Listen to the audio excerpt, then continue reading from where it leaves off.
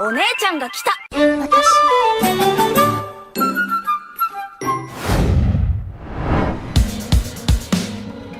Well teman-teman, seperti biasa, Sabtu malam kemarin anime Bleach episode ke-16 sudah rilis. Dan sekarang waktunya kita breakdown apa saja yang terjadi di dalam episode ini.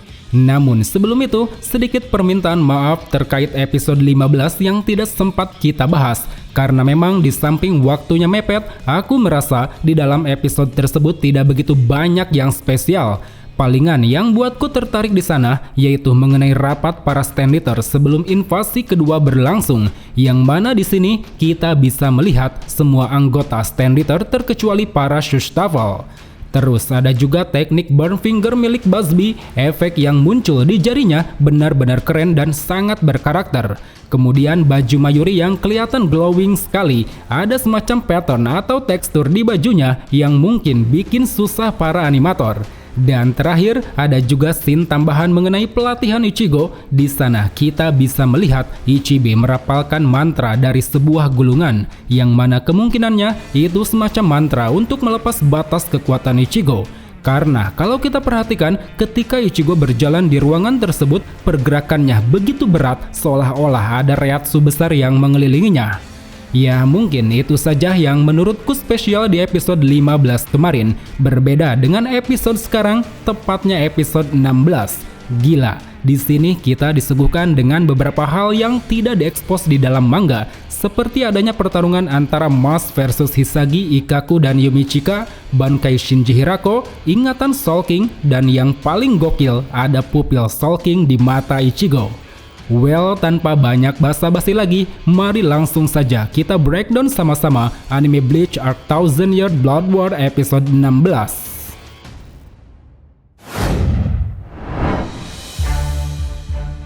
Sama seperti episode-episode sebelumnya, urutan scene yang ditampilkan di dalam episode 16 memiliki perbedaan dari manga. Ada yang ditambahkan, dihilangkan, digeser, diganti, dan ada juga yang dihilangkan. Bahkan di sini terdapat pergeseran scene yang dilakukan secara jauh dari manganya, seperti kemunculan Mas yang menyergap Hisagi, Ikkaku, dan Yumichika di dalam manga, yaitu ada di chapter 559 setelah pertarungan Komamura melawan Bambi. Namun secara garis besar, episode 16 ini hanya mengadaptasi 3 chapter, yaitu dari chapter 552 sampai chapter 554. Ada beberapa hal menarik yang bisa kita bahas di sini. Pertama, kondisi terdesak para Shinigami. Setelah di episode kemarin kita ditunjukkan dengan terdesaknya Soifon dan Hitsugaya, di awal episode kali ini kita pun ditunjukkan dengan satu scene tambahan mengenai kondisi para wakil kapten yang juga tengah terdesak. Seperti Iba yang cukup kerepotan melawan tentara soldat, Momo yang tampak terpojok di hadapan 4 orang tentara, Isane yang tengah bersembunyi sembari menyembuhkan para Shinigami, Hisagi yang malah kejar-kejaran bersama tentara soldat, dan juga Yumichika bersama Ikkaku yang tampaknya berada pada kondisi sama. Meski scene-nya terlihat sangat singkat, tapi setidaknya kita bisa melihat kejadian rinci sekaligus ketegangan yang dihadapi oleh pasukan Gotei 13. Secara kita tahu, di dalam manga mereka seperti dikesampingkan dan tidak mendapat porsi lebih untuk menghadapi pasukan Quincy. Kemudian dari sana, scene pun tidak jauh berbeda dengan yang ada di manga, seperti kemunculan stand leader I Changdu di dekat Busby. Changdu yang mengatakan bahwa menurut Yuhava, orang yang berhak membunuh kapten adalah mereka yang telah mencuri Bankai. Rangiku Matsumoto yang rupanya juga telah dikalahkan oleh Changdu, dan terakhir melalui Bankai yang telah dicuri, Changdu bersiap untuk menghabisi Hitsugaya. Solusi penangkal medali Quincy.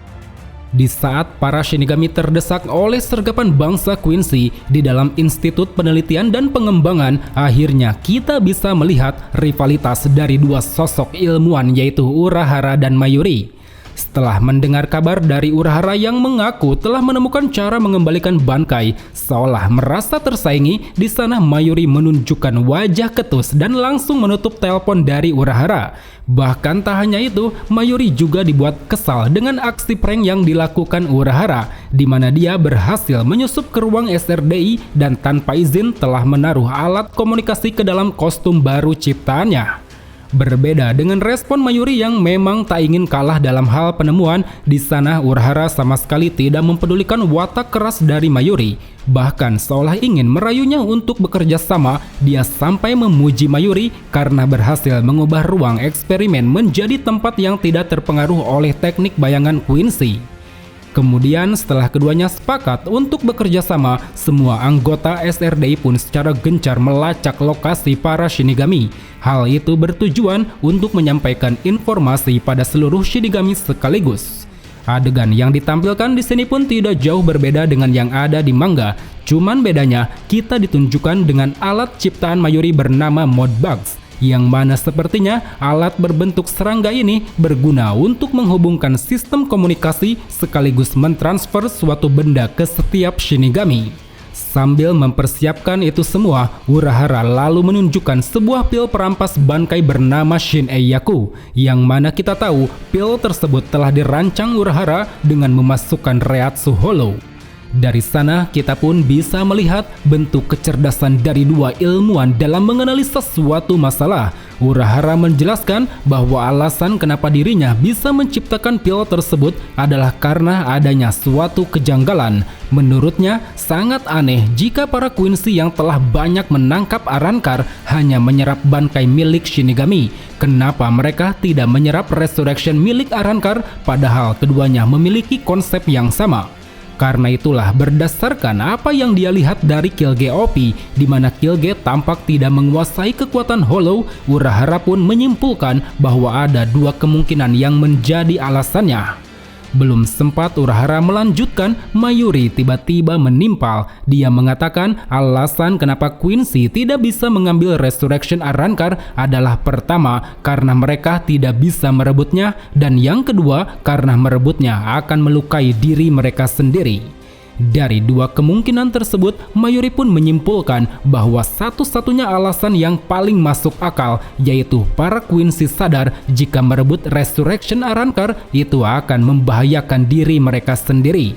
Selaras dengan pemusnahan Hollow yang dilakukan oleh bangsa Quincy 1000 tahun lalu, Mayuri menganggap bahwa itu semata-mata bukan didasarkan pada balas dendam, melainkan mereka takut jika keberadaan Quincy bisa musnah ditelan Hollow.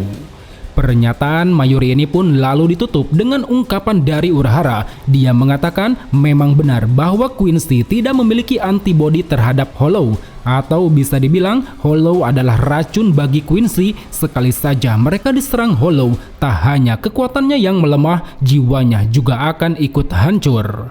Maka dari itu, untuk bisa merampas kembali dan mempertahankan bankai, para Shinigami setidaknya harus menyerap sedikit kekuatan Hollow, yang mana itu dilakukan dengan cara menyentuh pil Shin Eiyaku yang telah diciptakan Urahara. Ada sedikit penambahan shot setelah momen ini. Jika di manga hanya ditampilkan respon Kyoraku, Hirako, dan Omaeda, di animenya kita bisa melihat respon para wakil kapten lain seperti Hisagi, Ikkaku, dan Yumichika. Dan satu lagi yang menurutku cukup menarik di sini yaitu kostum Mayuri yang bisa berubah-ubah warna, yang mana kemungkinannya perubahan warna ini dilakukan sebagai salah satu aktivasi dari ruangan eksperimen. Serangan balik para kapten. Sesuai dengan apa yang diprediksi Urahara, setelah para kapten mengkonsumsi pil Shin Eiyaku, secara mengejutkan bankai yang telah dicuri oleh Stenditor kembali pada pemilik aslinya. Ada 4 Stenditor yang diperlihatkan kehilangan kekuatan bankai. Pertama yaitu Changdu yang kehilangan bankai Daiguren Hyorinmaru, Begenoin yang kehilangan bankai Jakuho Raikoben, Bambieta yang kehilangan bankai Kokujo Tengen Myo, dan terakhir yang paling mengherankan, Esnot juga kehilangan bankai Senbon Zakura Kageyoshi. Padahal kita tahu sendiri saat ini Byakuya masih berada di Istana Soul King. Apa mungkin pil tersebut juga bisa ditransfer ke sana atau bagaimana? Di samping itu, selain para kapten, semua Shinigami juga ternyata menerima pil Shin Eiyaku. Salah satu yang jadi pertanyaan, kenapa Hirako juga mendapatkannya? Bukankah dia memiliki kekuatan Hollow? Apa mungkin sosoknya sebagai seorang Visor kini telah tiada, mengingat sampai akhir manga dia sama sekali tidak menggunakan topeng Hollow? Well, terlepas daripada itu, di sini kita bisa melihat betapa epiknya serangan balik yang ditunjukkan para kapten, terutama Hitsugaya yang bertarung melawan Changdu. Dia mampu menahan serangan fisik dari Changdu, bahkan melalui Bankai yang telah kembali, dia pun berhasil mengalahkannya dengan membekukan Changdu di dalam es berbentuk salib. Meskipun pada akhirnya Hitsugaya juga harus tumbang karena kelelahan, dan pada saat itu muncul sosok bayangan yang mendekati Hitsugaya. Pembaca manga pasti tahu siapa sosok di balik bayangan tersebut. Kemudian beralih pada pertarungan Soifon melawan BG Noin. Di sini lagi-lagi Omaeda menunjukkan kesigapannya sebagai wakil kapten. Dengan cepat dia berhasil membawa tubuh Soifon dan langsung memberikannya pil Shin-Eiyaku. Akibat dari hal itu, tentu Soifon pun mendapatkan kembali kekuatan Bankai. Dengan dilesatkannya satu rudal tersebut, selain mampu menciptakan ledakan dahsyat, dia juga berhasil mengalahkan BG Noin. Munculnya Bankai Shinji Hirako. Ini dia Bankai yang selama ini kita tunggu-tunggu, Sakashima Yokoshima Happo Fushigari. Itulah nama Bankai milik Shinji Hirako. Kemampuan dari Bankainya ini yaitu membalikkan persepsi lawan dan kawan, atau dengan kata lain, dengan membalikkan pikiran seseorang, mereka yang berada di wilayahnya akan saling bertarung dan membunuh satu sama lain. Belum terlalu jelas apakah Bankainya juga bisa berpengaruh pada lawan-lawan kuat atau tidak. Tapi yang pasti Hirako menyebut bahwa kelemahan dari Bankainya yaitu tidak bisa digunakan secara sembarangan. Selagi tak ada rekan di sekitar, dia akan dapat menggunakannya dengan bebas. Gokil sih, scene yang ditunjukkan di sini benar-benar menjadi pembeda, apalagi diiringi musik berjudul Battle Ignition yang telah dikompos ulang dengan instrumen yang lebih kekinian. Terlebih, kemunculan Bankai Hirako di sini juga menjadi salah satu bukti bahwa apa yang terjadi di dalam novel Can Fear Your Own Word merupakan bagian dari original konten cerita Bleach itu sendiri. Begitupun jika kita perhatikan secara visual, pergerakan dari Bankai Hirako lumayan mirip dengan pergerakan yang ada di game BBS, yang mana hal itu pun sekali lagi membuktikan bahwa Tite Kubo benar-benar mengadopsi berbagai elemen dari karya yang telah dia buat. Mas Demaskulin versus Hisagi Ikkaku dan Yumi Chika. Satu lagi scene tambahan yang tak kalah menariknya. Jika di manga, pertarungan antara Mas melawan Hisagi Ikkaku dan Yumi Chika hanya terjadi sesaat, di animenya pertarungan yang ditampilkan terlihat cukup intens. Kita bisa melihat berbagai aksi koreografi pertarungan yang ditunjukkan oleh ketiganya, seperti Mas yang memanggil James untuk meningkatkan kekuatan, serangan bersama yang dilakukan oleh Ikkaku dan Yumi Chika, Mas yang mampu menahan sekaligus membanting mereka berdua, Hisagi yang melilit Mas dengan menggunakan rantai Kazeshini, dan terakhir serangan Ikkaku yang berhasil melukai Mas Demaskulin. Dilepaskannya mode full standing. Sebelum momen full standing dilepaskan, ada satu potongan gambar yang menurutku cukup janggal. Jika benar sosok bayangan yang menghampiri Hitsugaya adalah Giselle, kenapa sekarang dia ada bersama Bambi? Bukankah jaraknya terbilang cukup jauh? Terlepas daripada itu, di sini akhirnya kita bisa melihat kegemasan dari seorang Bambi. Dia yang ditinggal pergi oleh teman-temannya seketika menunjukkan kekesalan. Akibat dari hal itu, Bambi lalu melepaskan ledakan Reiatsu besar, yang mana hal ini pun berdampak parah pada Shinigami yang sedang mengawasi Bambi dari atas. Setelah kejadian tersebut, muncullah sosok Sajin Komamura dengan penampilan baru.